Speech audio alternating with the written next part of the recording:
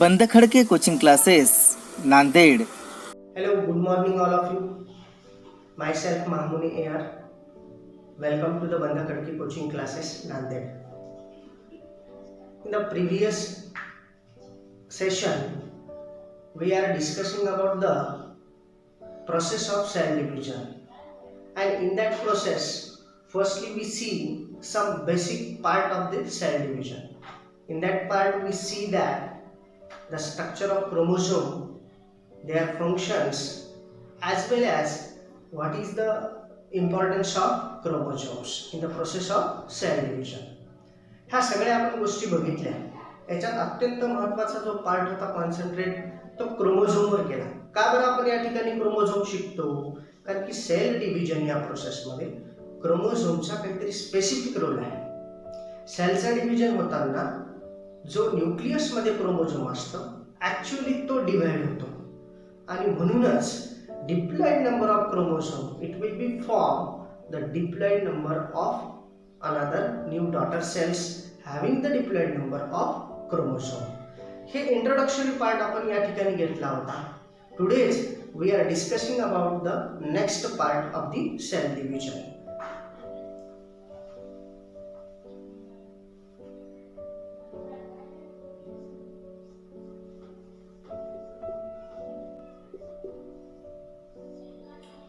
या ठिकाणी आपण नाव दिलेले आहे mitosis. So let us study the process of mitosis. हे मायटोसिस शिकण्याच्या आधी तुम्हाला काही बेसिक काही गोष्टी माहित पाहिजे. ठीक आहे. सेल डिव्हिजनचे किती टाइप्स पडतात? दोन. First one is mitosis, another it is meiosis. त्या मायटोसिस मध्ये आपल्याला काही बेसिक गोष्टी शिकायच्या असतात. त्या बेसिक गोष्टी काय? सपोज ही एक सेल आहे. Cell are the basic unit of our life. या ठिकाणी आपण नाव देऊ शकतो याला cell. Cell it is protected by using the membrane called as, त्याला आपण म्हणू शकतो सेल मेम्ब्रेन म्हणू शकतो. बाहेरचं जे कव्हरिंग दिसते सेलला त्याला आपण सेल मेम्ब्रेन म्हणतो, प्रोटेक्टिव्ह कव्हरिंग. हा सेल मध्ये असतो. हा झाला आपला nucleus. and nucleus it is surrounded by the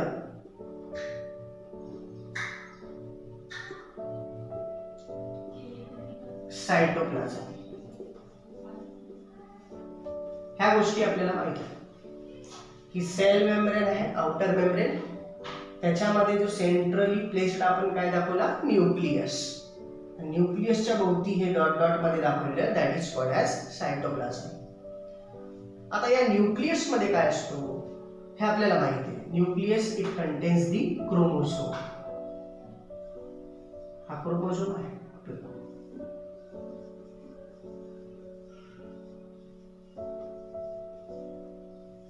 chromosome. and in that nucleus there is a presence of one circular body किंवा one circular part.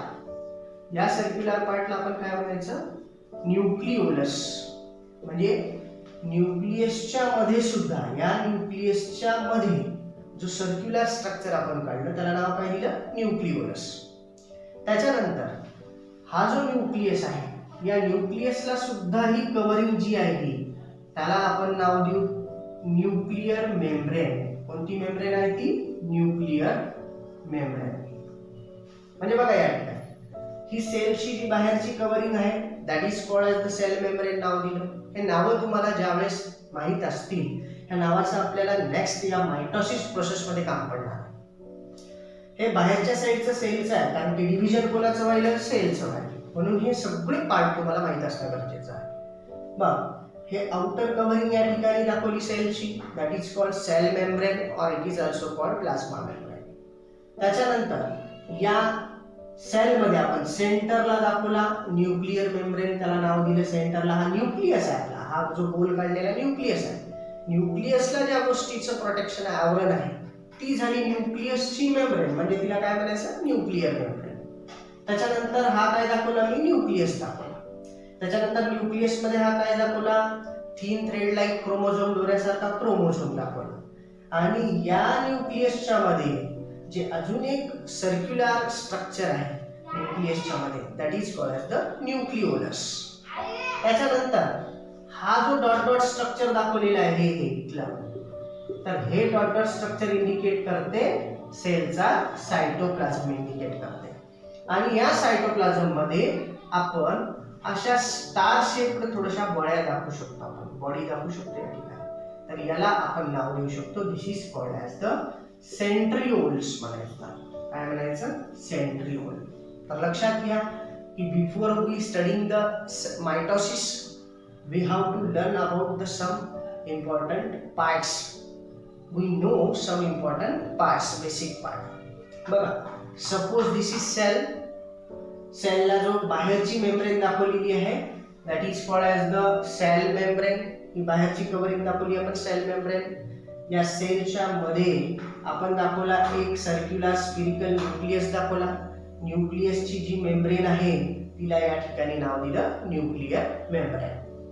त्याच्यानंतर हा जो या ठिकाणी दाखवलेला आहे डॉटेड पार्ट फ्लुइड मॅट्रिक्स, त्याला आपण सायटोप्लाझम नाव दिले. त्याच्यानंतर in the nucleus there is a presence of chromosome and in the nucleus also there is a presence of another circular body known as nucleolus, आपण त्याला नाव दिलेलं आहे. and small bodies just like the star shaped structure that is called as the centrioles म्हणतो. या centrioleचं काय काम आहे ते आपण नेक्स्ट स्टेप मध्ये आपण शिकणार आहे. याच्या स्टेजेस ज्यावेळेस शिकतो त्यावेळेस आपण शिकणार. तर ह्या सगळ्या गोष्टी आपल्याला लक्षात ठेवायच्या आहे. कशासाठी, आपल्याला सेल डिव्हिजनचा पहिला प्रकार शिकायचा आहे, तो म्हणजे मायटोसिस.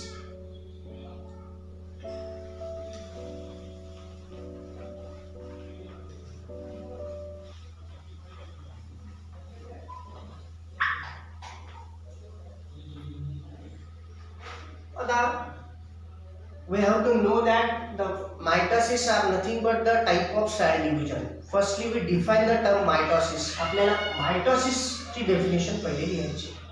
पण मायटोसिस ज्यावेळेस आपण शब्द ऐकतो त्यावेळेस आपल्याला लगेच क्लिक झालं पाहिजे, लगेच कळायला पाहिजे. काय कळायला पाहिजे, पहिला पॉइंट आपल्याला कळायला पाहिजे की mitosis it is the one of the type of cell division. Mitosis हा कशाचा प्रकार आहे, सेल डिव्हिजनचा प्रकार आहे. म्हणून आपण मायटोसिस मध्ये लिहू शकतो it is the type of cell division.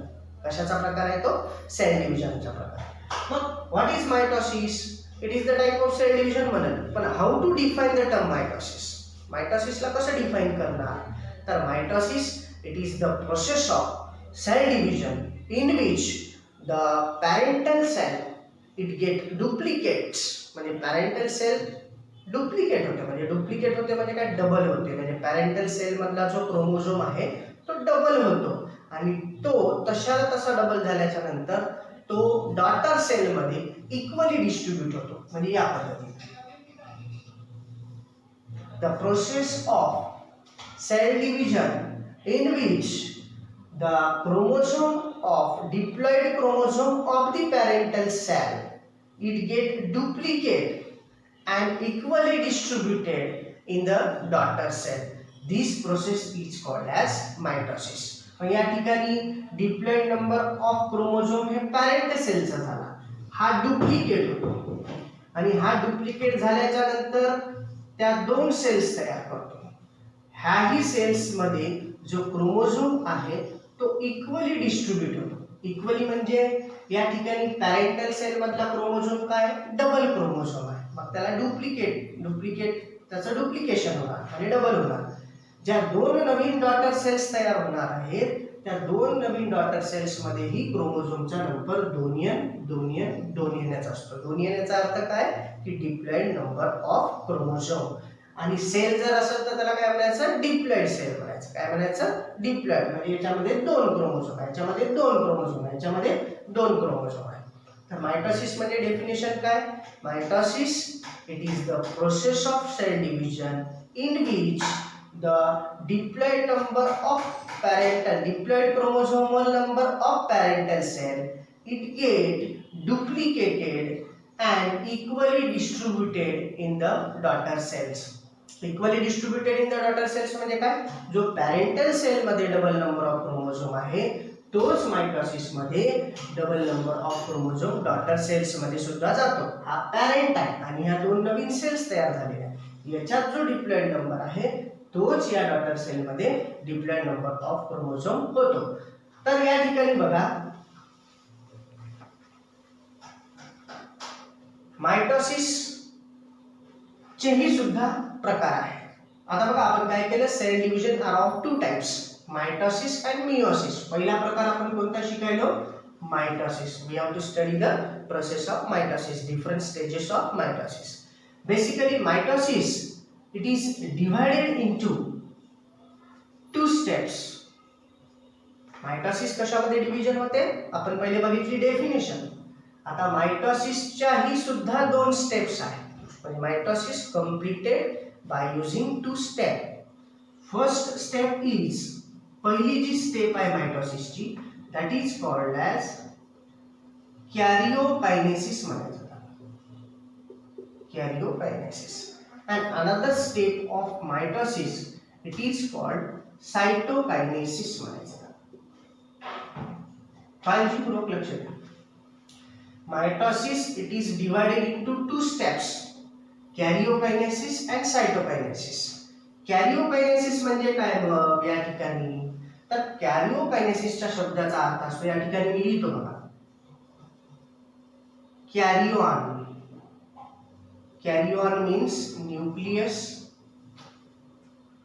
आणि कायनेसिस हा जो शब्द आहे या ठिकाणी त्याचा अर्थ आपण लिहू डिव्हिजन. म्हणजेच कॅरिओकायनेसिस मध्ये कशाचं डिव्हिजन होत असते, न्यूक्लियसचं डिव्हिजन होत असते. म्हणून आपण त्याला कोणतं डिव्हिजन म्हणणार, आता न्यूक्लियर डिव्हिजन म्हणणार. कोणतं डिव्हिजन म्हणणार, न्यूक्लियर डिव्हिजन. हा आपला पहिला स्टेप आहे मायटोसिसचा, कॅरिओकायनेसिस. कॅरिओ या शब्दाचा अर्थ काय, न्यूक्लियस. न्यूक्लियस आपल्याला माहित आहे. कायनेसिस या शब्दाचा अर्थ काय, डिव्हिजन. डिव्हिजन होणे म्हणजे विभाजन होणे.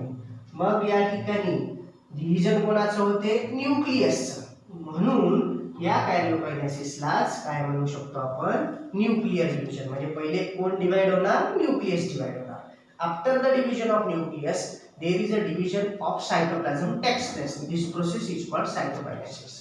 म्हणजे सायटोकायनेसिसला आपण काय म्हणणार या ठिकाणी, हा जो सायटोस शब्द आहे याचा अर्थ असतो सायटोप्लाझम. सायटोस means cytoplasm. आणि कायनेसिस म्हणजे आपल्याला माहित आहे, कायनेसिस मीन्स डिव्हिजन. मग या ठिकाणी डिव्हिजन कशाचं झालं, सायटोप्लाझमचं. मग that is called as cytoplasmic division. मग याला डिव्हिजन कोणतं म्हणायचं, cytoplasmic division. The division of cytoplasm is called cytokinesis और cytoplasmic division. and the division of nucleus is called karyokinesis or nuclear division. First nuclear division होणार, second cytokinesis होणार, म्हणजे division of cytoplasm. आता definition कशा करायच्या, there are two steps of mitosis or two stages of mitosis. For mitosis it is completed by using two stages. First stage is karyokinesis, second one is cytokinesis. त्याचे अर्थ या ठिकाणी लिहिलेले आहेत, तुम्ही लिहू शकता की karyokinesis is also called nuclear division and cytokinesis it is also called cytoplasmic division. What is karyokinesis, the process of division of nucleus is called karyokinesis. The process of division of cytoplasm is called as cytokinesis. आपण या ठिकाणी असं सांगत असतो. मग आता या ठिकाणी बघा,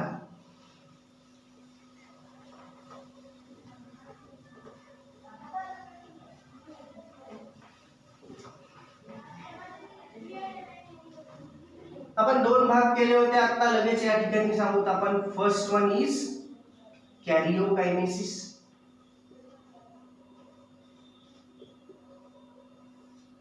ज्याला आपण या ठिकाणी न्यूक्लियर डिव्हिजन म्हणतो.